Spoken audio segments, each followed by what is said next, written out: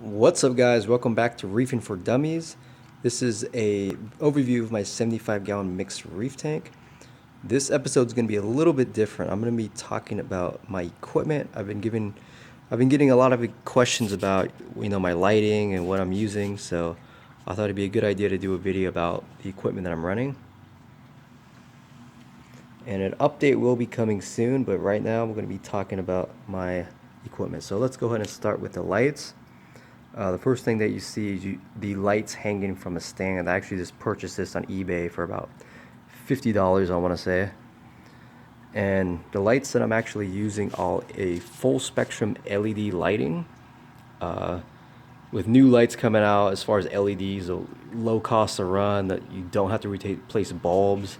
They're dimmable. I mean, there's a lot of settings in LEDs, and now they seem like the best way to go. And if you do go with LEDs, I definitely recommend going with a full spectrum. As we can see, this has all types of colors between blue, red, green, different types of white, different types of blue, indigo, violets. Definitely helps bring out all the colors in your coral, as well as give them good growth. And these are just the Aquamana 165 watt full spectrum LED lighting. Really good lights. I do get really good growth with the corals, as we can see here. And for the price, I definitely recommend them. Although, if I do upgrade, I want to get ones that have a moonlight built in, which these do not, and they're also not programmable. So I would definitely like to get something with those in the future. They're really good. They got 2 fans. They have knobs to dim the blues and the whites, as well as on and off switches for them. The other thing that I do not like is they do have 2 plugins for the blues and the whites. And between both of them, that takes up 4 spots on my outlet. And I believe these are the 14-inch ones, and I have 2 of them hanging above my 75-gallon. The other cool benefit to these is they do have a switch right here that can calculate. Oh, actually, that's for my auto top off that I'll be talking about later. I mean, not my auto top off, my wave maker. This actually goes to my wave maker and can sense when the lights go out. It slows my pumps down to the lowest setting that I have them, so that's pretty cool. And let's go ahead and start here. So since my tank is not drilled, it is not reef ready, I do have a hang on the back overflow. And let's go ahead and move around the back and check this out. And here is my hang on the back overflow from the back view. This, I believe, is a CPR. I'm not 100% sure on the exact model. CS90. I believe this is rated for 600 gallons an hour, and the reason why I got this one was the gallons per hour, as well as it comes with a pump.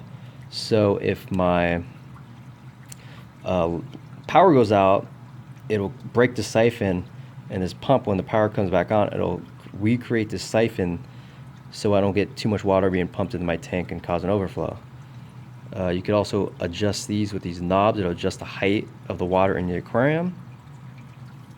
And let's see, I really just keep the, and this is my wave maker here. This is the Hydro Corellia Wave Maker 2.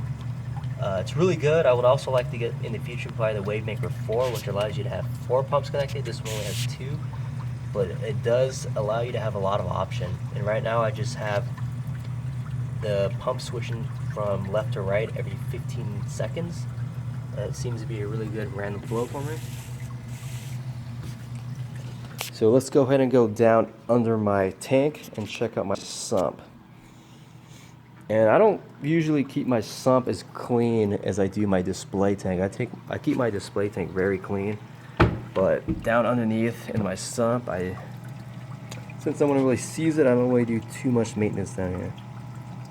There we go. Let's go ahead and focus. Okay, so first thing we got going on is just a 30-gallon tank that I put these glass baffles in.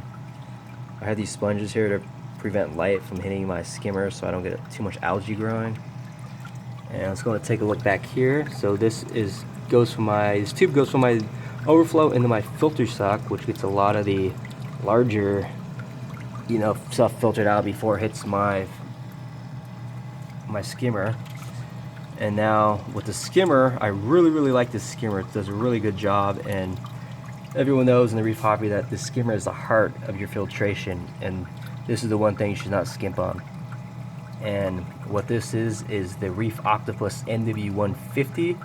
This is rated for 150 gallon, and they always talk about in forums to go double what your tank is. Go double on the skimmer what your tank, what it's the size of your skimmer. Want to go double the size of your tank. So since I have a 75 gallon, I went up to 150 gallon. They really maximize the filtration, and this thing does really well. It's got a really nice ball valve where I can really adjust the flow that I have coming out. Look at these micro bubbles in here. I mean, just amazing. And look how dark this skim aid is.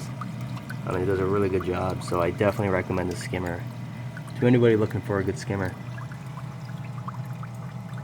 So this is my skimmer chamber, which goes down a couple baffles into my refugium that we have here.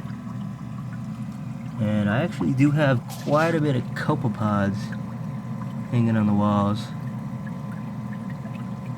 And this is probably why I've had such good success with my mandarins, because I do have a lot of copepods, which I'm growing Chaeto in here, which goes into my return section, which I have a return pump ready for about 600 gallons.